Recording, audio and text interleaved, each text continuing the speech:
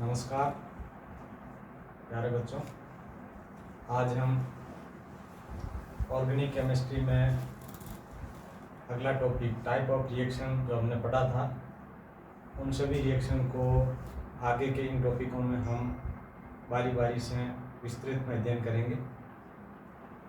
तो जो reaction mechanism के आधार पर रिएक्शन की जो प्रकार होती हैं, टाइप ऑफ रिएक्शन होती हैं, उसके अंदर फर्स्ट जो आपकी रिएक्शन है एडिशन रिएक्शन।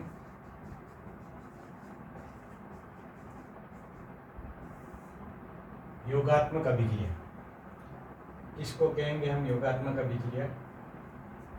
जैसे मान लीजिए कोई अनसैचुरेटेड कंपाउंड है, अनसैचुरेटेड जो भी कंपाउंड है, कार्बनिक कंपाउंड, उस पर कोई भी रिएक्टेंट, जैसे मान लीजिए HBr या HCl या AB किसी भी प्रकार से योग कराते हैं। सपोज करो हम यहाँ पर AB का योग कराते हैं, तो ये C डबल बॉन्ड, C की जगह आपका सिंगल बॉन्ड हो जाएगा और A और B यहाँ पे ऐड हो जाएंगे। तो जो ये पाई बॉन्ड था उसके बदले में दो नए सिग्मा बॉन्ड का फॉर्मेशन हो गया। इस रिएक्शन को हम एडिशन रिएक्शन कहेंगे।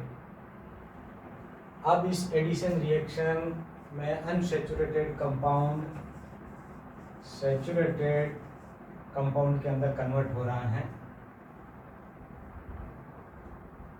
अब इसकी यदि रिएक्शन के आगे हम प्रकार समझते हैं कि कितने प्रकार से हो सकती है ये रिएक्शन की मैकेनिज्म, तो मैकेनिज्म के आधार पर यहाँ जो इसका स्लो स्टेप जो होगा, रेट डिटर्मिनेशन स्टेप, वेग निर्धारक पद, उस वेग निर्धारक पद में क्या काम हो रहा है।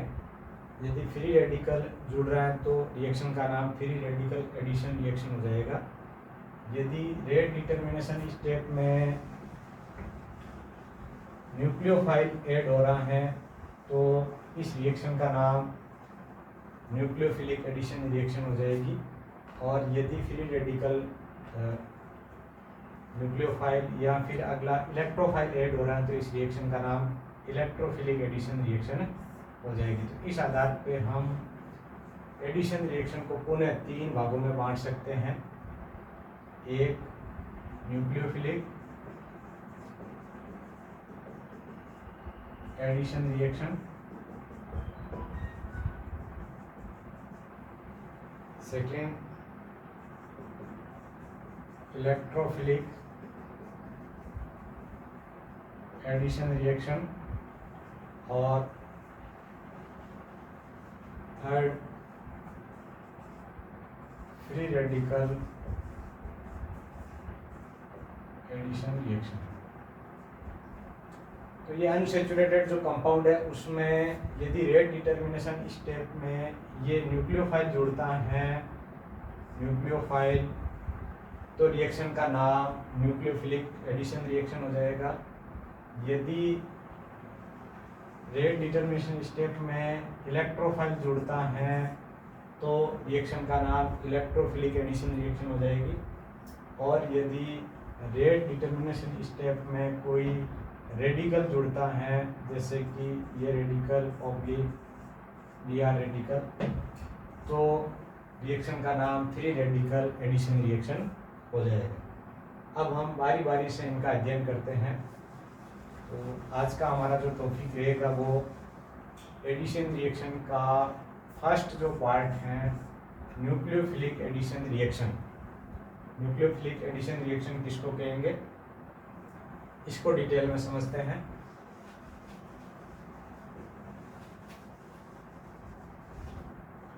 एडिशन रिएक्शन का first part nucleophilic addition reaction. अब इसका हम एक एग्जांपल लेकर के इसको समझते हैं।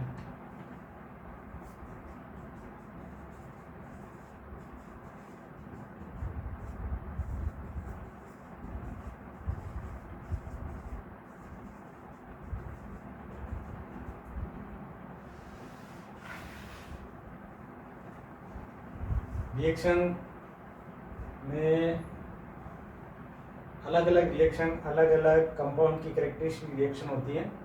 तो न्यूक्लियोफिलिक एडिशन रिएक्शन जिन कंपाउंडों में होती हैं उनके अंदर जो मुख्य कंपाउंड है वो आपका कार्बोनिल कंपाउंड है।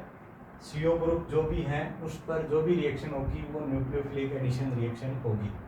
अनसैचुरेटेड स्थिति यहाँ C डबल बॉन्ड O वाला है, तो कार्बोनिल कंपाउंड आप यहाँ ले सकते हैं, एल्डिहाइड या कीटोन जो भी हैं कार्बोनिल कंपाउंड, कार्बोनिल कंपाउंड। उदाहरण के लिए हम एल्डिहाइड अथवा कीटोन ले सकते हैं।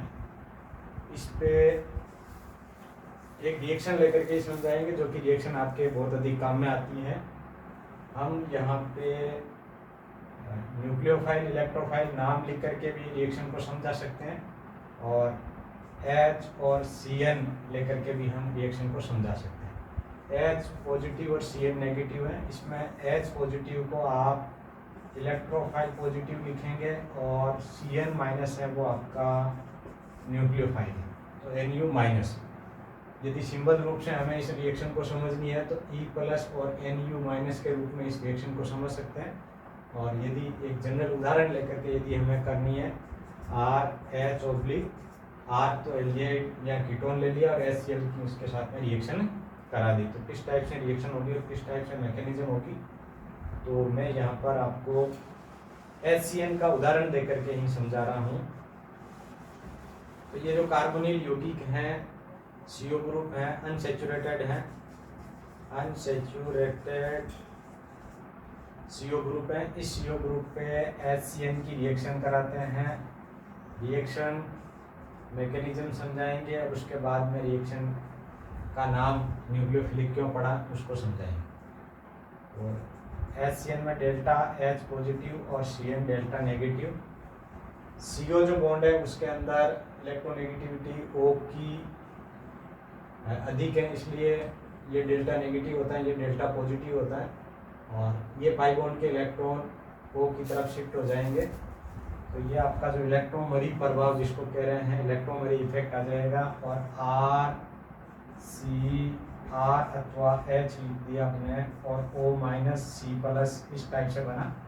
इस पे HCN का योग हो जाएगा, O माइनस पे H जुड़ जाएगा और C प्लस पे Cn जुड़ जाएगा। इस टाइप से ये आपका एडिशन प्रोडक्ट बन गया, योगो उत्पाद बन गया। अब इसकी जो मैकेनिज्म है, इस मैकेनिज्म को हम समझते हैं कि ये मैकेनिज्म किस टाइप से होगी। मैकेनिज्म के लिए हम दोनों स्टेप काम में लेंगे, Cn भी जोड़ेंगे और H भी जोड़ेंगे, बारी बारी से जोड़ते हैं और चेक करते हैं कि क्या होता है। RH oblique R C double bond O। ये बॉन्ड के इलेक्ट्रॉन हमेशा O की तरफ जाएंगे क्योंकि O की इलेक्ट्रॉन नेगेटिविटी अधिक है, तो ये O माइनस और C प्लस बनेगा। इस पे हम रिएक्शन को पुनः दो पार्ट में करते हैं, एक फर्स्ट और एक सेकंड, जिसमें भी जो आपका यहाँ यौगिक बनेगा वो जो स्टेबल होगा उसके तरफ से मैकेनिज्म चलेगी।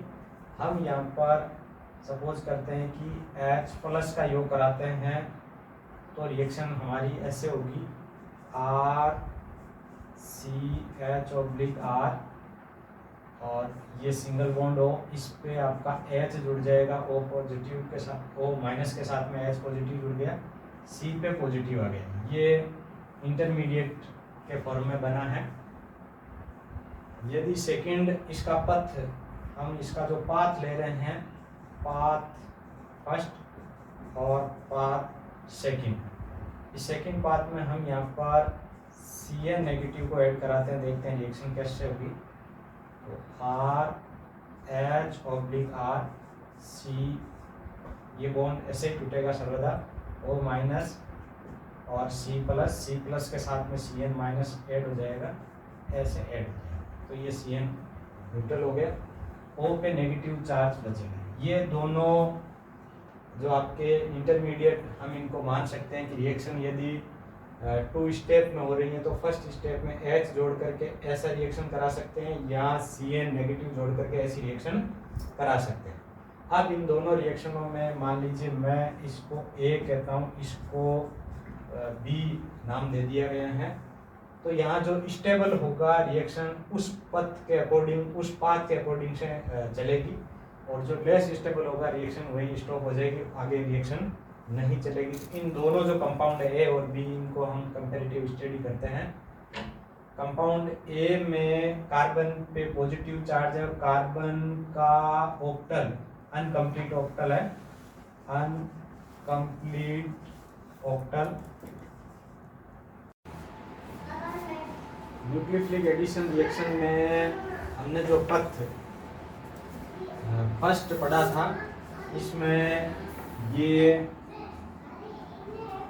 ये जो कंपाउंड बनाया है और ये कंपाउंड लेस स्टेबल है, और इस लेस स्टेबल का कारण हमने जाना कि इसमें कार्बन पे पॉजिटिव चार्ज है और इसलिए इसका ऑक्टल अनकम्प्लीट है।